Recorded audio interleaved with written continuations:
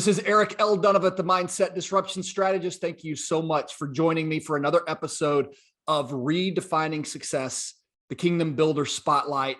And you want to hang out for all 30 to 40 minutes today, because joining me today is Kris Dehnert, who is currently the founder and CEO of Dugout Mugs, but is a man whose favorite job is to go find the gems that are hidden out there in business, ones that have opportunity, and really uncover what the real opportunity inside of that is. I want to repeat that. But what you run into is a man who is passionate about what he's doing. But not only that, when we talk about redefining success, when you get to hear his story of his journey and how he's gone from where he was and where he is today, and then what they're building at Dugout Mugs, at the very least, you just need to go buy a Dugout mug. You'll understand that a little bit better by the time we get done. So Kris, thank you so much for joining me today. Absolutely, man. I appreciate you having me. I'm glad our schedules finally aligned. Finally. Hey, for my audience who doesn't know you, let's just start with kind of, you're just going to introduce yourself to somebody. Tell the audience who Kris Dehnert is. Well, I guess it depends on the conversation I'm having, right? So a lot of times if I don't really want it to go very far, I just tell people I sell cups and that ends pretty abruptly. And I'm good with that, right?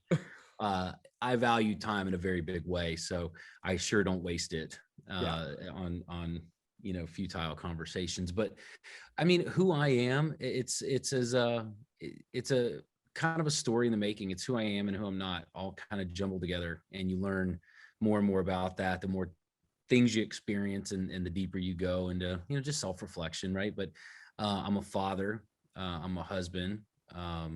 I love experience. I like experiential things. Yeah. So whether it be the business I create, or whether it's the travels I do, or is it me, commentating Game 3 of the World Series with Pete Rose, or is it me walking underground at the Colosseum in Rome, or I feel like life is just kind of this giant jumble of all your stories and experiences and their intensity, right? And that's what I am. I'm just kind of putting together a cool story. And I've kind of graduated. A friend of mine, Russ, a long time ago explained it. He said, you graduate from the warrior into the statesman, and I feel like I'm in that cool transition, and I have been for about 5 or 6 years. I just turned 40. So I kind of got to that point a little earlier than most.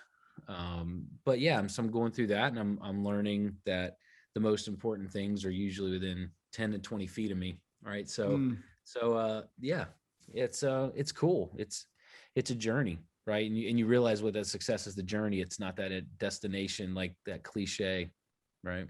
So give an advertisement for Dugout Mugs really quick, and then we're going to go back and we're going to pull the whole story. But you said you make cups. I mean, at least I know what you do, but tell the audience what it is you do. So what we do, Dugout Mugs is a really fun company. My business partner invented a while ago this idea. He was a pitcher for the Blue Jays, and he went back to coaching after he didn't make it all the way to the bigs. And he found one of the coaches was cutting barrels in half in a dugout, and Randall started picking up the barrels, and the guy was using the handles for a hitting drill. Anyway, so he picked up the barrels. He's like, I bet I can drill that out and drink from it. That's a weird idea, man, but good. I'm glad he had it, right? Yeah. Because today we have a multi-million-dollar company, but we hollow out baseball bat barrels, and we turn them into probably some of the coolest mugs in the world. We work with some of the coolest people. Yeah. Our mugs are on the desks of, God, you name it, the celebrities, athletes, politicians. Like, it's really cool. We get to make really unique, gifted items that people really love. That's awesome. Yeah. So it didn't start there, right? I mean, so you got Dugout Mugs, multi-million-dollar company. That's the end of the story, or not the end. It is the current portion of where the story is today. But there were, you had a wake-up call in your life at one point. And if you feel like you want to start before that, start there too. I want you to tell your story, but I think at least, tell a little bit. I mean, you've had this passion about how do you do strategy and how do you do consulting with businesses? And when you're focused so much on business and you think that that's success, sometimes you miss it. Sometimes you miss what success is. Yeah, I think I could definitely go into the story, but I think the overall thing is success is different, right? It's, you can't measure your success with somebody else's ruler. So until you really take the time to understand what it looks like, feels like, sounds like, smells like, tastes like for you, do you even know if you're on the right track? I talk about Gary Vee sometimes. I love Gary in a lot of ways, and I've been blessed to be able to spend a little bit of time with him here and there. And but I look at it and it's like, yeah, but that's not what I want. Yeah. Right. I don't want to be on all the time, and I don't want to be everywhere. It's just not what I wanted. So, I feel like a misstep in a lot of people's professional and even personal lives is they create these fake muses out there where I want to be that person. Well, you don't even know what that person really is. You see a version of it, right? So it's really more about self-reflection and to understand the most important things to you. And then you make those important things the most important things to you. It sounds a little redundant, but you know what I'm saying. And yeah, what I did is, so back in the warrior phase, I'm really good at a handful of things. And when you're really good at those things, you just keep bringing on more and more and more. I want more money. I want more opportunity. I want more. And you get really busy being busy, and the things around you suffer.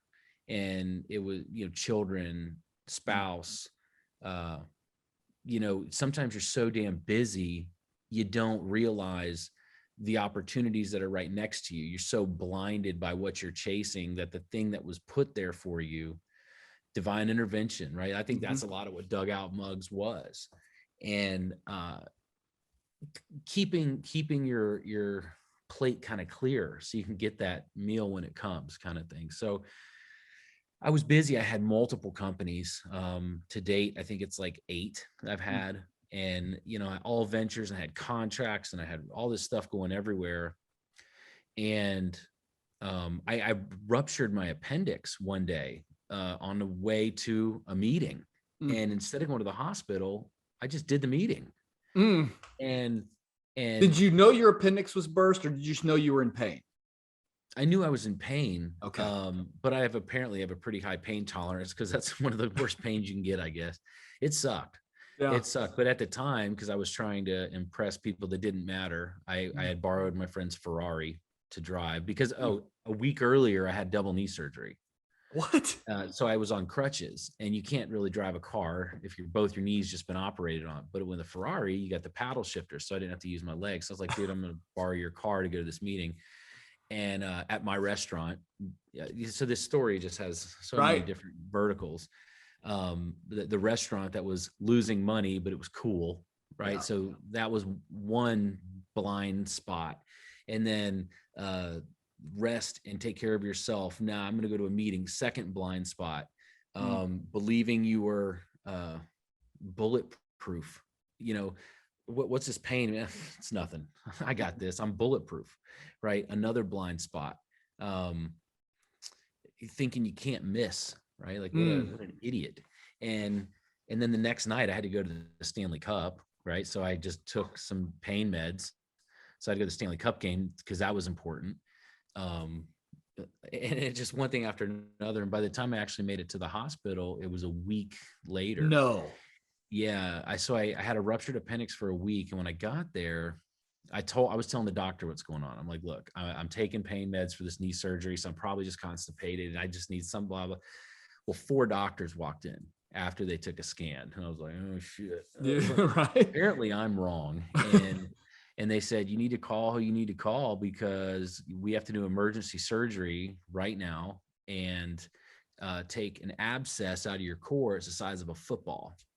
So my body decided to wall this off instead of absorb it and kill me days earlier. And they said, now there's some complications here, because if we prick this, there's so much that you're probably not going to make it. You got about a 30% chance that you're not going to walk out of here. Wow. I was like, oh, okay. So like all this stuff I was chasing, all these things I was trying to, that I prioritized, instantly hit that wall, right? To date, it probably my whole life, it's gonna be the best thing that ever happened to me. And, I'm laying there in the bed. My mom's the only one there, right? Trying to like keep my temperature on 105. waving it until her arm cramped up, this thing. And I call my wife. I'm like, what do I do? She's like, I can't come. I got a 6-month-old at home. And I'm like, man. So like, I get to see my wife and my 6-month-old on a Zoom call. Right. And it's like, okay, so all the shit I thought mattered doesn't matter. Yep. And all the things that do matter are so far away, I can't even touch them. And that was a real cool moment for me, because it's like perspective, right? It puts things into perspective. And while I was laying there, I had a lot of time to think. I was in the hospital for a few days, and I was texting people. I was shutting down deals. I told my wife, I was like, bring my computer. I got to get on my computer. I got to start. I'm not dying letting people think I like them. Right? I think is what I specifically told her. And it cut out a lot of stuff going on, and cut out a lot of revenue that I had coming in, deals I was working on, and it got down to the bare bones again. So I had some recurring revenue, and it took care of bills, but that was it. Right. So and then while I'm laying there, I said, okay, let's regroup. You have a lot of time to regroup. And I said, okay, so put somebody in my path that needs my skill set, that I don't take time away from my family, that I can live an experiential life, I can have fun, and it's scalable. And if all those things work, I'm going to make money. Yeah. Right. Because money is so misconstrued. It's the result. Yep. It's not the goal. Yep. The goal is doing the right things consistently. And then one day you turn around and you're like, oh, just look at that, all that money. Right. Yeah. Right. Well, money, fulfillment, success, like call it what you want. It's your ruler. You build it. But yeah, so then a couple months later, out of the blue, I get a phone call from some kid. He's like, hey man, I want to pick your brain. I was like, no, I am done with this pick your brain business. I'm not dealing with that crap anymore. He's like, yeah, I got an idea. I really want to talk to you about it. You look like you had success online selling stuff. And I said, okay, here's the deal. So we'll do a meeting. I'm going to be in St. Petersburg. He's like, I live in St. Pete. And I was like, okay, well, that's just weird. Yeah. And I said, well, I'll be at this particular hotel. I was at Board of Advisors. Yeah. Yeah. It was our second meeting ever. Wow. And he's like, okay, can I meet you? And I said, I'm having a beer at the lobby bar. You can bring this cup. And I still have it. It's up on the shelf over here somewhere. I got so many of these damn things. Right. But he's like, I'll bring you the cup. I said, okay. And I was like, that is kind of dumb when I saw it. But he's like, just carry it around for like a few days and call me back. So I did that. I carried it around for a few days. And even if you look back in the archives at the Board of Advisors, you'll see me come in from that break, and I was speaking next. So I was able to present it to the group. It's a fun video to watch considering where we are now. Yeah, no kidding. But yeah, it was kind of divine intervention. And the guy I asked for was put on my plate. And because I got rid of all the crap, all the noise, all the BS, I was able to see it clearly when it rang, when opportunity rang, literally, quite literally. I was able to pick up the phone. I was able to have a beer. I was able to, and now I've traveled. I texting Hall of Famers, and I know I'm in every stadium. I can go any stadium I want. Articles were Forbes Inc. 5000. It's crazy. Magazine covers. So it's experiential. Yeah, you're seeing it. I'm in my house right now. I work from home. Yeah. It's experiential. It's, we did $13.5 million last year in sales. So that's kind of cool. Yeah. And yeah, it's all the things I wanted, laid right out on a silver platter.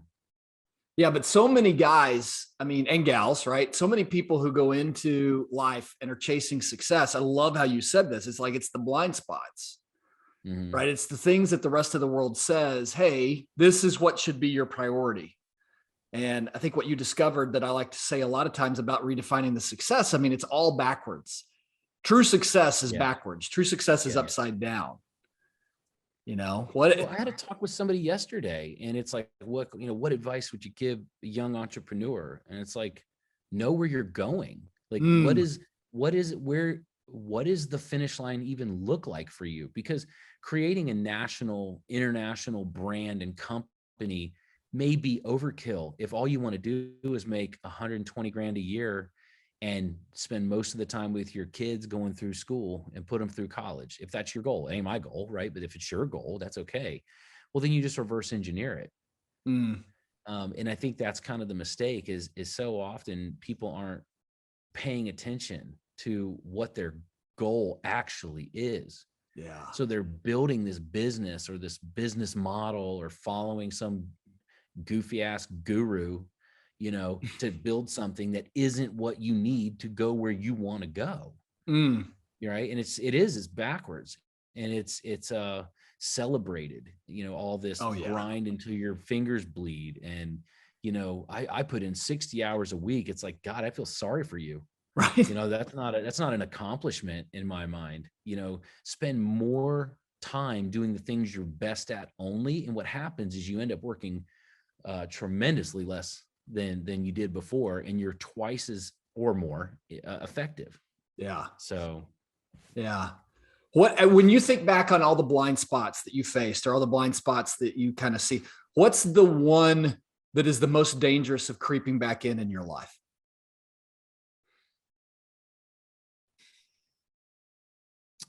what to do with the time that I create.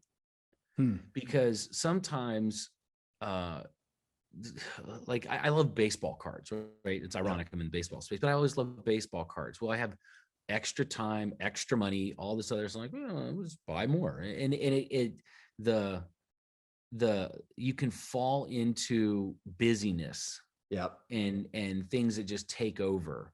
So I think knowing what to do with the time you create is important. So like we have next week, I'll be in North Carolina. We're going on vacation with the family. We're trying to take the time when it shows up and use it, appropriately. So that's the one that I think you have to keep. Well, me, again, that's all I can speak to. That's the one that I think can creep up on me pretty quickly, is just getting, spending too much time, energy, effort, and money into just busy, fun little things for me, right? Because my mind is one of those that needs to keep going. So I've been trying to get back into reading. Audible, I really enjoy because you can like listen to stuff. There's one I'm reading. I actually just pulled it out. It's called Strong Father, Strong Daughter by Meg Meeker. Yep. So I just got the Audible for that because stopping and reading is just, I can't.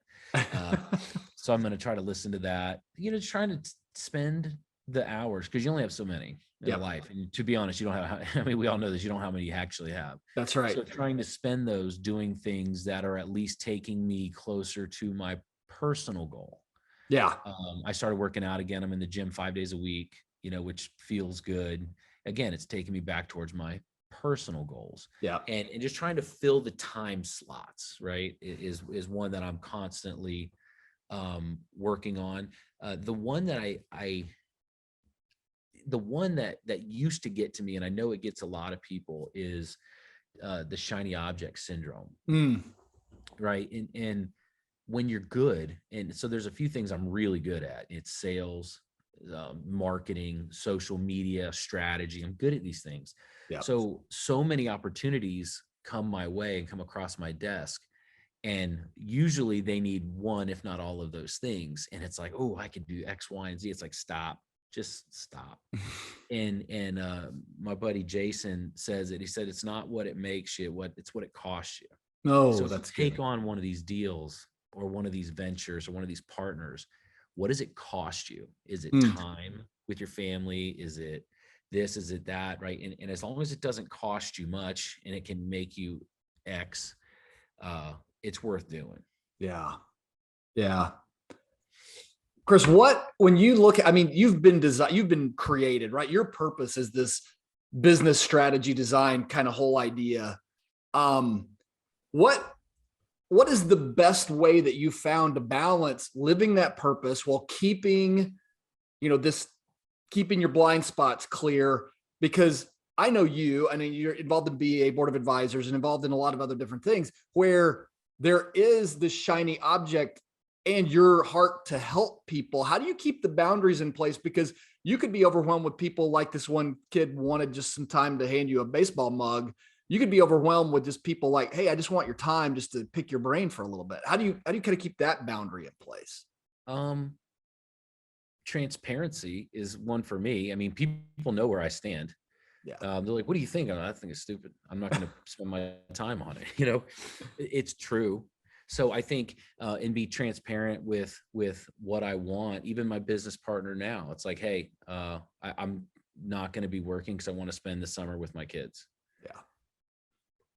We're all on the same page, right? With what I want. Now, he may not like that idea. We may have another discussion on what that looks like, but I think focus is really important. You can be really efficient and do a lot of things if you can really dial in your core competency.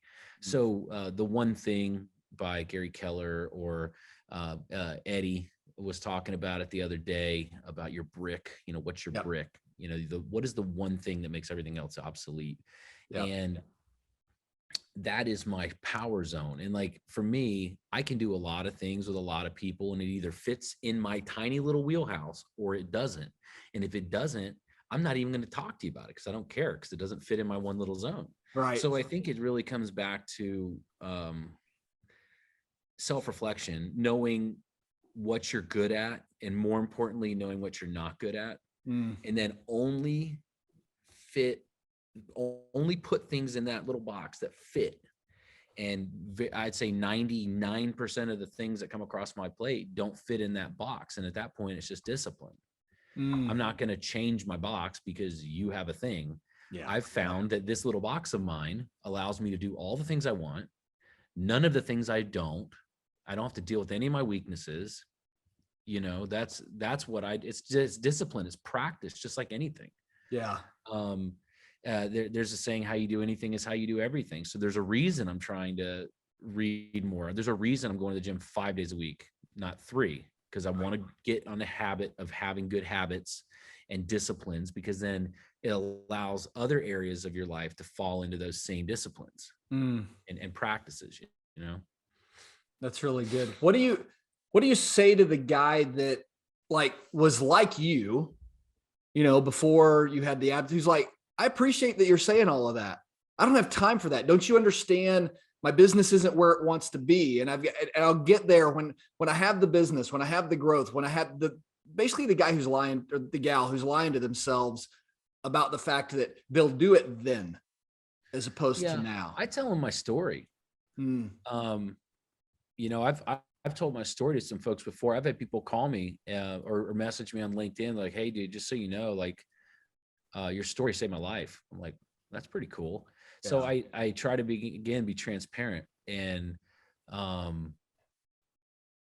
tell people what my experiences were and help them shift perspective. Like, I don't need you to do it the way I did it. I don't need you to see things the way I see it. All I'm going to share with you is that there's another perspective out there that might deserve some of your time to take a look at.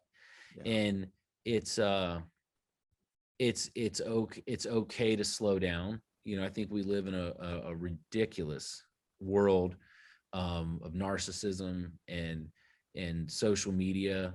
I got kicked off of Facebook for some ads, something stupid over ads, like 7 years ago. And I've been off Facebook for 7 years. Thank God. Like, I don't waste my time there. Yeah. I don't watch people bicker. I don't watch the world go to hell. Like, I don't have to watch that. I don't have to deal with that. But I think everybody in that all the time, they're constantly trying to impress people. Like, they go into depression, little micro depressions if their posts don't get enough likes and things like that. Yeah, it's kind of wild, man. So I try to help people understand just a different way of looking at things. Yeah. And sometimes it's well received, other times it's not, but that's not my problem. Right. And I'm quick to just let that shit bounce off my back. It ain't my problem. Right. I said what I was here to say. If you listen, great. If you don't, you'll listen eventually. That's on you. I'm not going to force you to do it. When you look at kind of the life you've built right now, and where you are, we're all kind of on a continuous level of improvement. Maybe you've kind of already said this, but what's the biggest thing that you're most excited about, kind of still need to fix a little bit, and you're most excited about dialing in right now? My fitness. So before I went on my entrepreneurial journey, I used to open Gold's gyms. Oh, really? Yes, I was in the gym industry, so I was pretty good shape, and I was in and around it a lot. And then, sitting behind a computer and doing all this stuff. And then I literally, my R&D is baseball games and breweries, right? Like, it's awesome. It is awesome. Don't get me wrong. But I think the health side of it, I'm getting significantly stronger, feeling good, just the consistency of getting in the gym. So really the health side of it. And then also the one that I'm probably, the most proud of is that I read my daughter's bedtime stories every night, make them breakfast every morning, little stuff, right? I think is some of the stuff that I really want to continue to dial in. And you ever seen that movie? What is it? Yes Man? Yeah. With Jim Carrey. Yes Yeah. Man. Well, it's really, I challenge somebody to just try it for a week with your family, because your kids ask you to do some of the stupidest stuff. Dad, we got to go out in the yard. I need to pretend to be a dinosaur, and you have to throw frisbees at me to kill the dinosaur. I'm like, all right, well, screw it. I had a Zoom call coming up, but hey, man, do you care if I call you in like an hour later? Like, Yeah. I don't care. It's like, okay. And then I go out and play like dino frisbee death something in the yard. But it's weird. I think trying the yes man mentality might be interesting. It creates. I was talking to Dave, a guy named Dave Stack. He's a buddy, and one of the things he was talking about, he's like, people always talk about quality time, but quality time doesn't happen until there's quantity time. So you don't know when that quality time is going to happen. Right. And we had a really in-depth, he's got amazing sons. I'm friends with his sons, and he and I have really deep conversations. And that was one of the things we came to is like, yeah, right. It's not like, oh, in 45 minutes, we're going to have 15 minutes of quality time. It's like, shut up. Right. You got to be there, and you got to be present, and you got to not be distracted, which is one I'm really working on too, is these devices that are always next to us. We touch our phones more than we touch our spouses and kids. Okay. And working on that, and then you're there, right? Like, you're not distracted. It's kind of cool. So that's one I really want to continue to work on. I'm going to encourage you on that. And just because you can't change where you are in life, but being someone who's in a different phase in life, you talked about this idea of, we don't know how many hours we have left. The interesting thing about having kids is if you make it through their entire lifetime, and most people do, you do know how many hours you have left. And so many times we waste those hours with our own kids, because, as I know very well, at 18, when they graduate, they walk out the door. We've graduated one. I've got another one that'll graduate this December, or this in the next month or two in May. You've got a countdown clock on that, and I don't think we pay any attention to it. So I applaud you for that. Well, and then there's, my friend Anthony, my late friend Anthony, and his late wife as well. They had 3 kids, and these 3 kids are solo now. And we've banded together and we've taken care of them, but they're all mid-teens, and mom and dad both passed. But what was cool, and I talked to the kids about this, because it's a deeper conversation, but one of the things we talked about is, everybody's morbid this, morbid that. And I said, you guys are so lucky. And they kind of gave me this weird look. And it's like, you have no idea, like in 10, 20 years, when you look back and you spent the last 2 years of your life locked in an RV with your mom and dad, traveling the country, doing like God's work, saving animals, raising money, doing charity. And your dad's teaching you how to communicate with celebrities. Your dad's teaching you how to be humble. Your dad, like, you had 24/7 access to your mom and dad. That's more time than most people get in their entire childhood, if you add it all up. And I said, you guys are really lucky. You don't know it yet because you're going through this grief. But it was that, like, if I could do that, and you can, that's the fun part, is for those of us who are still here, you can maybe share the link I shared with you. Yeah, no, I will. I'll put that in the show story. Notes. It's a big story, man. But why don't you take a minute, because you're kind of in the middle of it. Take a minute and at least give everyone who's listening a little bit of a bigger piece of overview, because you need to go. I'll put this link in the show notes. You need to go check this out. Yeah. So I had a buddy, Anthony, from Australia. He and his wife came over here with when their daughter, I think, was 2. Bella was 2. She's just turned 18 now. And he built a big franchise over there in Australia and wanted to come over to the States and do it here. And we met through our mastermind group. And he and I were like very close, just loud, big, laughing, drinking, having fun, just hugging strangers. Like, we were very similar. And I started working with them on their Bathe to Save tour, which was their charity thing that they did. And so Anthony and I got a lot closer. I got to meet the kids and Rachel and everybody. And, Anthony got some bad news a couple of years ago. They had cancer. And, with that, it's pretty daunting. So they stopped the tour. They anchored down. They've got a home. They started, getting things in line. And one of the things was a routine surgery for his wife to get done. Well, she had a very bad experience that left her brain dead that night. And it was a routine. It was over. It was in and out, and she never came out. And when you're already in a spiral, and that just put him into a tailspin. Yeah. And the kids as well, because then just a few days after that, they heard that the dad's cancer came back and then multiplied and went into other areas. And then just this past October, he checked out, and the 3 kids are like, what do we do? They don't have work visas. They don't have anything. They're here. They got evicted 10 days after their dad passed. They got evicted out of their house because the landlord didn't want to rent to kids. And anyway, long story short, there's 7 or 8 of us that banded together, and we're like, all right, let's wrap our arms around his kids, because we'd wanted if it was our kids, right? Yeah. And that's what we did. We started a GoFundMe. We got them housing. We got them everything. It's really starting to take hold, and their stories being told in multiple states now. We've raised probably about $150,000. Half of it's on the GoFundMe. The other half's all being done privately. Sure. Setting these kids up so they can get through school. Yeah, it's pretty cool to see them get behind it. These kids are the ones that are going to be making some big moves in this world, and to not let them get to that point because of something outside of their control isn't something that we felt we could let happen. Yeah. So we took care of that, and we're going to take care of them and watch out. They're powerhouses because they were raised right. Yeah. Yeah, I mean, but you talk about this. You talk about being raised right. Leave your kids a bunch of money, or leave your kids a bunch of skills. Yeah, which is going to go further. I choose the latter all day. Yeah. And these kids were given a lot of skills and no money and no way out.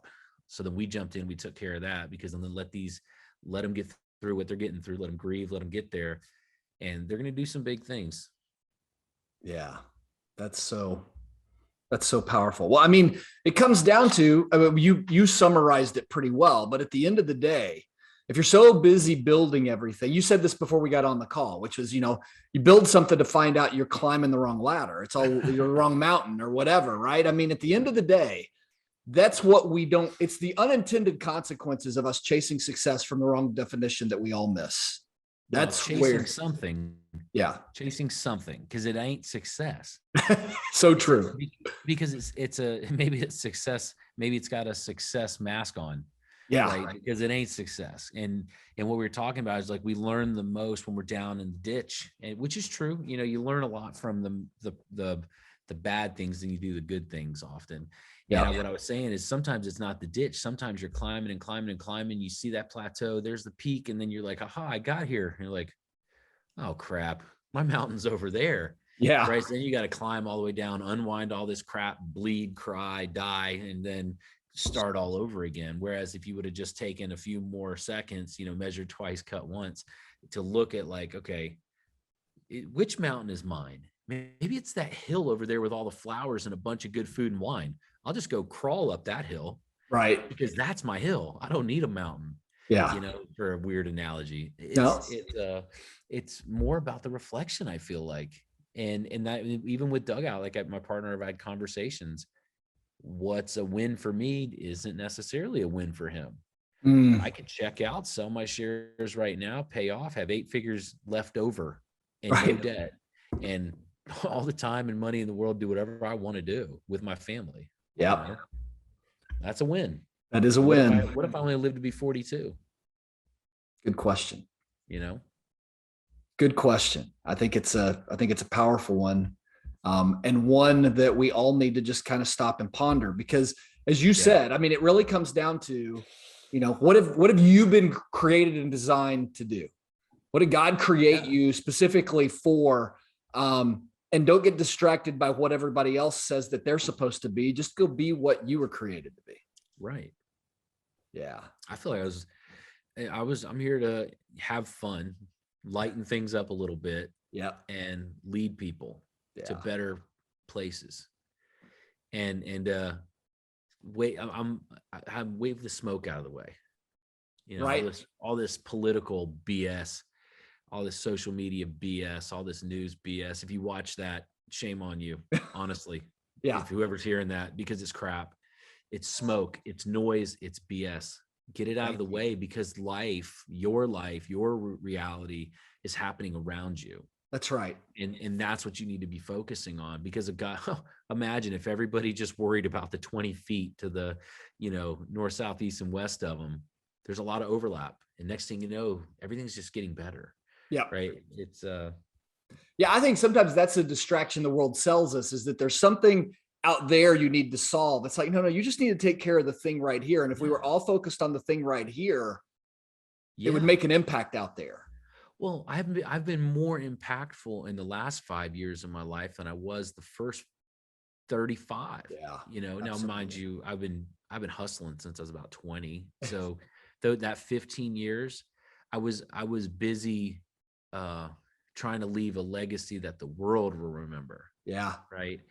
And it's one of my favorite movies is Troy with Brad Pitt and everything. Yeah. And at the very beginning, if you know the movie, this kid goes and wakes him up, and he gets on the horse and he's like, I would never want to fight. He's the biggest man I've ever seen. I'd never want to fight him. And he's like, well, that's why no one will remember your name.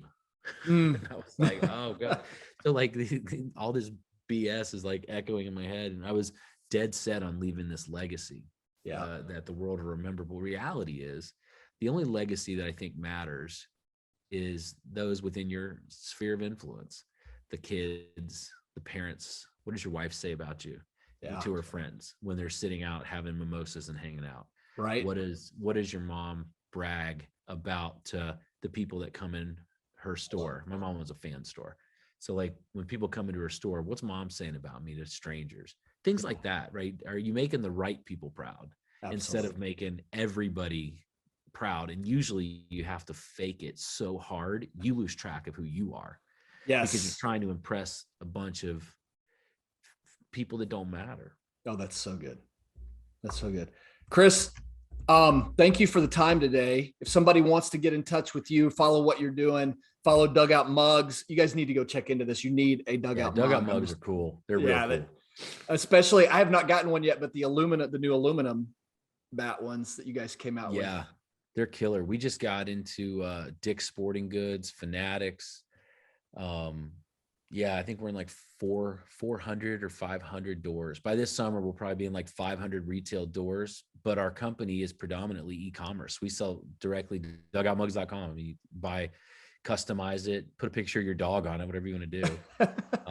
But they're really, really cool. So obviously you can find that there. As far as me, I'm not on Facebook. My Instagram's private. Twitter's a mess, so I don't even deal with it. Find me on LinkedIn, really, because I am a businessman. I'm putting my thumbprint in the world by helping other people do cool things and helping them get that noise out of the way. So I'm over there. I mean, I'll always still do consulting. I enjoy helping people do what they do better than they're doing it. Yeah. So that's an easy place to contact me. If it's a stupid idea, I might not even hit you back. Right.